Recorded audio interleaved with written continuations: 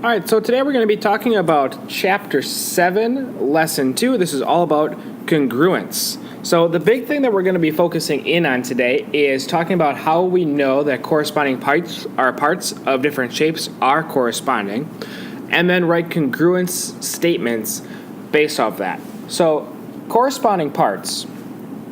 When we have corresponding parts, these are the parts, so corresponding parts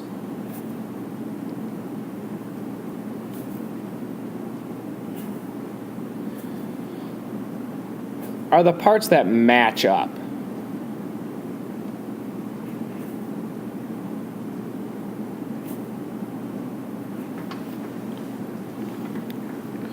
What we mean by that is, if you notice here on these two triangles,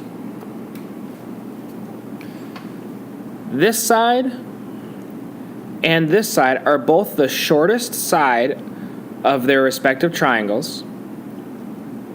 They both have one line that cuts through it. These lines talk about length. So sides that have the same number of lines through them are the same length. So this side here and this side here are the same length because they both have 2 marks. This side here and this side here are both the same length because they have the same number of marks. Same thing with angles. You'll notice that this angle here has 1 line, same as this one. This one has 2, same as this one. So corresponding parts are parts that match up. And when we have corresponding parts of congruent shapes, it means that they are exactly the same. And that's where we can start writing congruence statements. So a congruence statement is a statement to tell which parts are equal.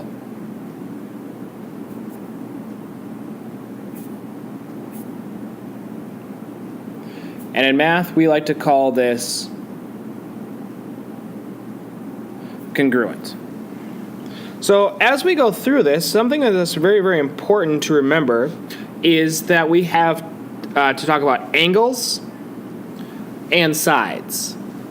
So, for example, if we were to look at this set of triangles here, corresponding angles, this angle and this angle both have the same angle mark, and they both are formed by a line or a side that has 3 marks and 1 mark.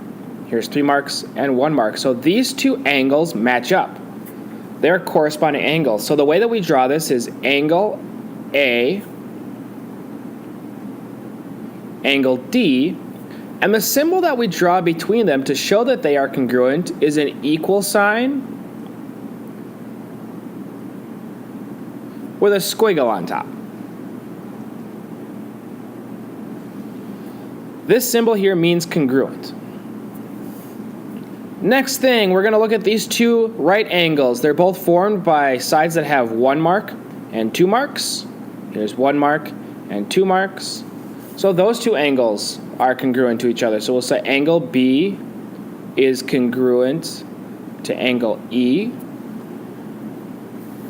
And then the last one would be C and F because they're formed by corresponding sides. And we'll talk about that after this. So we'd have angle C is congruent to angle F. Now, corresponding sides. We talked about this, but this side and this side match up because they're both the shortest side, they have the same number of marks, and they're between the same kinds of angles. Now, when we label sides, we label them as A, B, with a line over the top like this.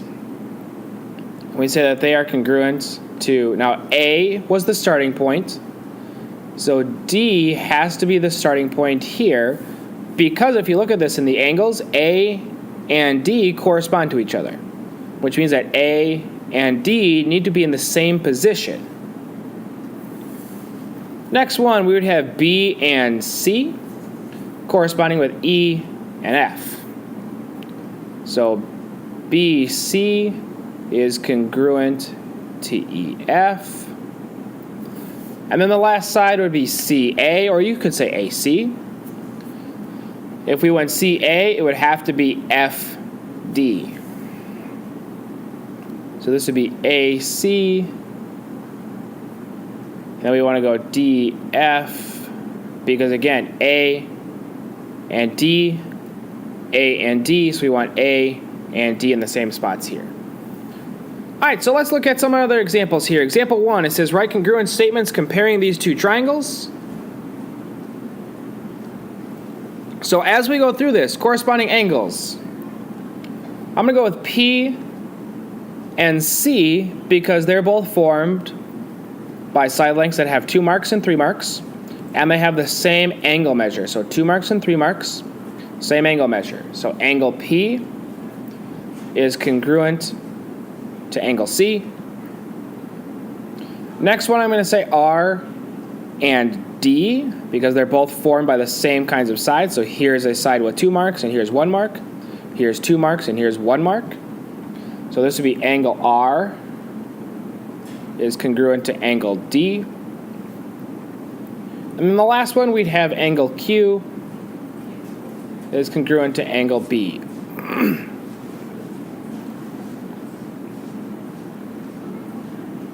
Corresponding sides now. Here's 1 mark. Here's 1 mark. So I'm going to say R, Q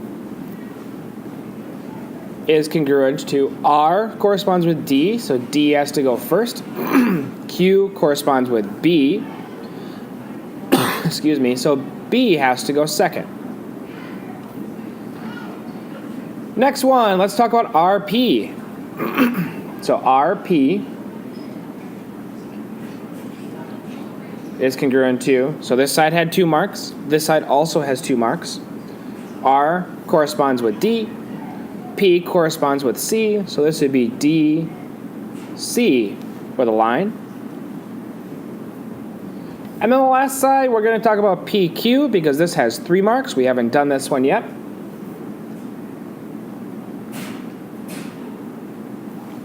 Now P and C match up,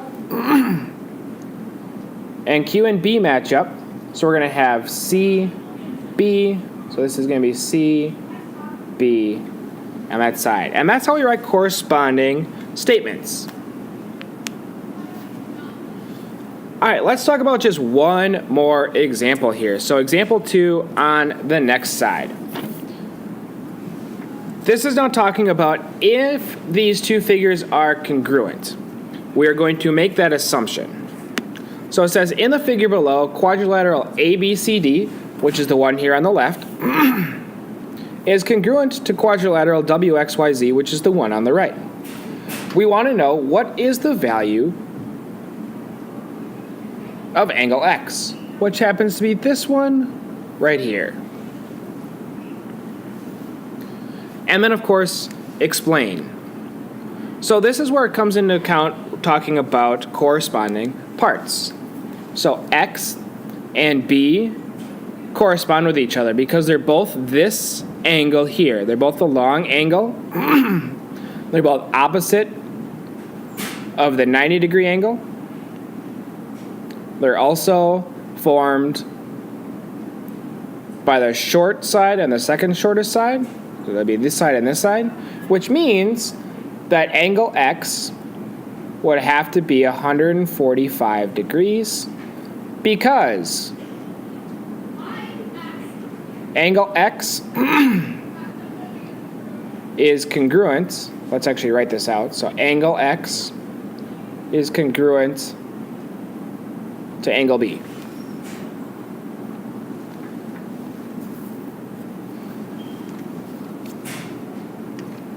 And that is going to be the end of this lesson. So I'm really hoping that a lot of this stuff is making sense to you. But if you do have any questions, please let me know.